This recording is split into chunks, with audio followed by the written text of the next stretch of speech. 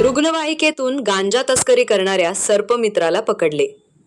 अहिल्यानगर जिल्ह्यात प्रसिद्ध असलेला आकाश मनोहर जाधव हा नागरदेवळे तालुका नगर हा अखेर गांजा तस्करी प्रकरणी पोलिसांच्या जाळ्यात अडकला असून छत्तीसगड पोलिसांच्या ताब्यातून त्याला 24 फेब्रुवारीला रात्री अहिल्यानगरमध्ये आणण्यात आले। त्याला न्यायालयात हजर केले असता न्यायालयाने त्याला 6 दिवसांची 2 मार्चपर्यंत पोलीस कोठडी सुनावली आहे। कोतवाली पोलीस ठाण्यात त्याच्या विरोधात गांजा तस्करीचा गंभीर गुन्हा दाखल करण्यात आला आहे।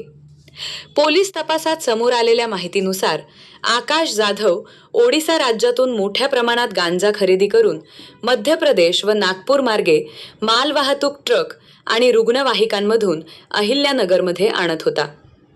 20 जून 2025 रोजी केडगाव बायपासवर पोलिसांनी छापा टाकत त्याच्या 12 साथीदारांना रंगेहात पकडले होते। मात्र त्यानंतर जाधव फरार झाला होता।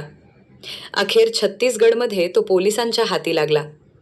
कोतवाली पोलीस ठाण्यात दाखल असलेल्या गुन्ह्याच्या अनुषंगाने आकाश जाधवला छत्तीसगड पोलिसांकडून ताब्यात घेण्यात आले होते।